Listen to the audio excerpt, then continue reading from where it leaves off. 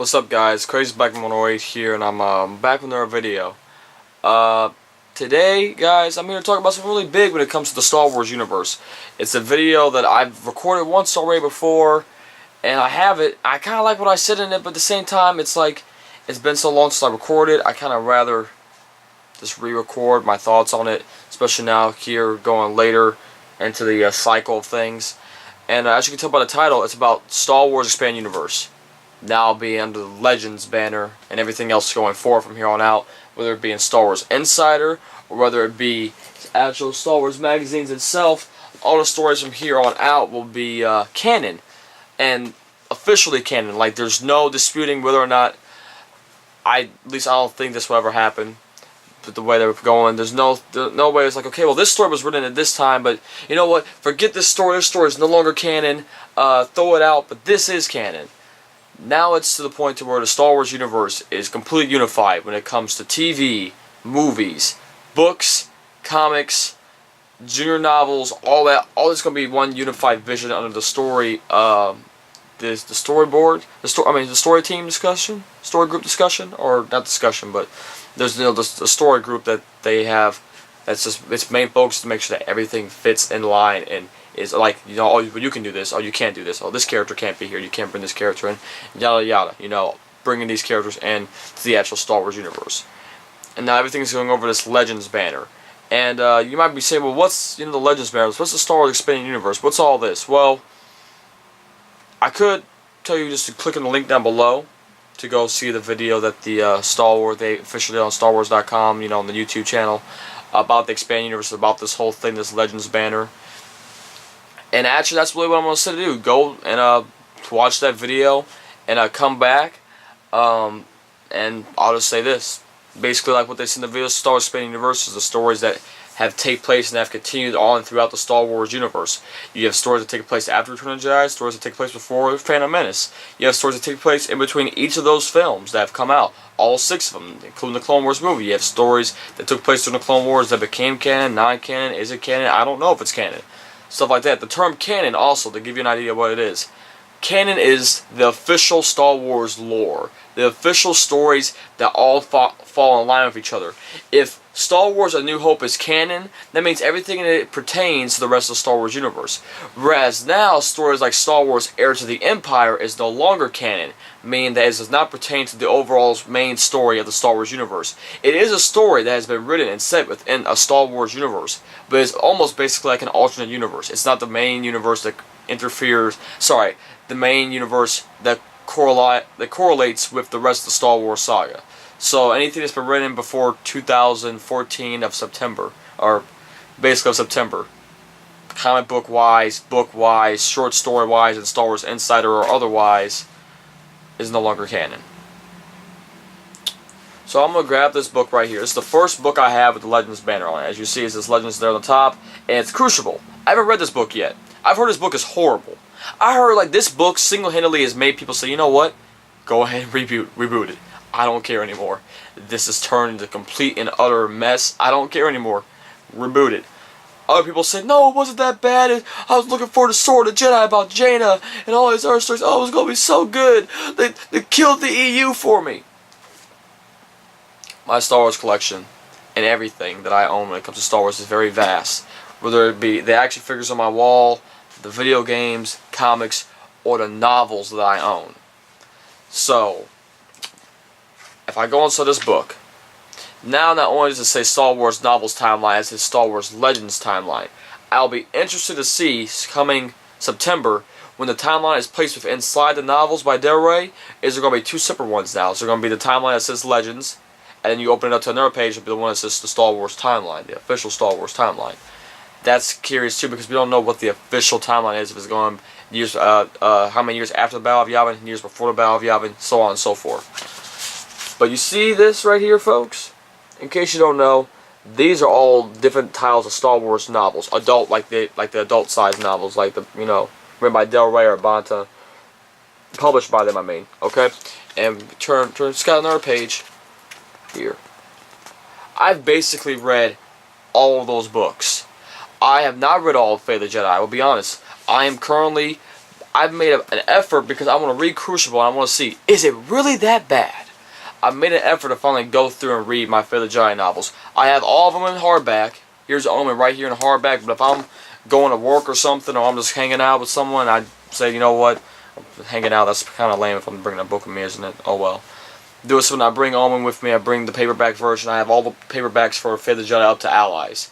You know, I'm going to sit down, read these books, get through them, and then I'm going to figure out, is this, you know, really bad? Because for me, the last big time I was into the Star Wars EU was when I read Invincible from Legacy of the Force. And then after that, I got to the end of the Star Wars timeline from the part that I liked. Because the Star Wars timeline, for me, I was born in 1996. The Clone Wars TV series and all that didn't come out until later. The prequels weren't even out yet. I was brought up on the special edition and the original versions of the original trilogy. I love Han, Luke, and Leia, C-3PO, R2-D2, Chewbacca, Rogue Squadron, the Death Star, the rebellion against the Empire. You know, I love all that part of Star Wars. I love that era of Star Wars. I love those characters. They're the dearest to me. They're the closest to my heart and the ones I enjoy, you know, reading about the most. So I started after Return of the Jedi with Truce at Bakara. If you've read Star Wars novels, you'll know why But that book literally takes place right after the events of Return of the Jedi. So it was cool. So I read that and I kept on going through the timeline. And then you get to Legacy of the Force and you're at 43 years after the Battle of Yavin. So 40 years after Return of the Jedi because there's 3 years in between there. Man. But put it simply, just man. I got to the end and I said, okay, well, what do I do now? I'll go back, I guess, to the very start of the timeline. So I jumped all the way back, and the earliest book in the timeline, novel-wise, was Darth Bane, Path of Destruction. And the earliest novel, I mean, there's the, you know, Tales of the Jedi comics and stuff like that, and I read those. And I worked my way back through, and I got all the way back to, I even reread some stuff. I read the novelizations of all 3 prequels and original trilogy movies. I read the novels between there, and then as novels came out within those timeline placements, I already would have to go back and read them. But what I'm getting at is that I've read pretty much every single Star Wars novel. And not only have I read it, but I've bought them. I own them. They're all in this room right here, pretty much. The Star Wars EU, if there was one place left on Earth that had it, well, besides Rancho Obi-Wan,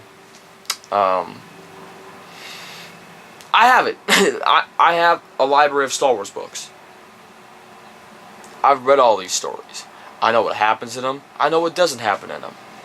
To go and tell me now that all these stories are non-canon, that all these great stories, you got your bad ones like Crystal Star, you got stuff like that, to tell me all these stories are non-canon now, man, did it hurt at first. But then the more and more I read about it, and the more and more I saw what they're planning on doing and the possibilities this opens, it's kind of cool. Because now, going forward, for me, like, my interest in reading Star Wars novels and stuff, it kind of died off because I'm at the point where, you know, high school kid, going to be a senior and stuff. I like going and hanging out with friends more, playing basketball, doing stuff with my girlfriend, reading anime, you know, reading manga once, you know, a week is cool. Watching my anime is cool. Playing video games with friends is cool. YouTube videos, shoe reviews, basketball. Jumper, layup. Everything. Fast don't lie. All that other stuff. It's cool, you know, it's fun to do. I don't feel like sitting down as much as I used to read a long book. But now, knowing that, like, all this knowledge I have about stuff, it's like, oh, what happens to Luke 20 years after, you know, I mean, what happens to, you know, Luke 5 years after Return of the Jedi? Oh, you know, the heir to the Empire happens, and there's this happens with this, and this character, this on, there's Mara Jade, and there's this, oh, Luke gets married, Han and Leia get married, kids here, 3 kids here, 1 kid there, Ben, Jaina, Jason, Anakin, dead, Jaina's alive, oh my goodness, stuff like that, like, I know all that. It's cool. But considering it's all non-canon now, it's almost as if I just read what used to be like Star Wars Tales. Was like the only thing that was written Star Wars comic-wise or story-wise that was considered officially non-canon from the get-go. Now, I'm sitting here, I'm in a whole new world. and it's marketing wise, it's brilliant, because if people want to get into the Star Wars AU, they can now, because I mean, they can get into it, and the one that actually follows the storyline and stuff, because there's not a lot of content yet. You can start buying it now. We got, what was it, like 4 books coming out. We got A New Dawn, which ties into Star Wars Rebels. We have that Luke Skywalker novel. I can't remember exactly what it's called, but that's coming out. We got the Lords of the Sith now. It's about Vader and Palpatine, and there's rumor that not Cad Bane, but Hondo. Yes, Hondo will be in it. There's one more novel that was coming out too, but I can't think of it. Tarkin. It's about about Tarkin, and it's like, it's really cool the potential this has, but at the same time, I'm sitting here, I'm saying, man, all of this stuff is not canon, and it really hurts, because like, my favorite Star Wars Expanded Universe character, Mara Jade. She marries Luke. I think she was a great, choice in terms of a character for Luke to marry and all that stuff. And it's like, I'm sitting here realizing this is a character that no longer is canon. Will she become canon? I'm really hoping she's in that Luke Skywalker book, because there's rumors and all that sort of stuff. Literally being Rebels, something Mara Jade has to live on, and I'd love for her to be in Episode 7, if all possible. But all this different stuff, it's a completely different universe now. The rules of what the stories are has changed.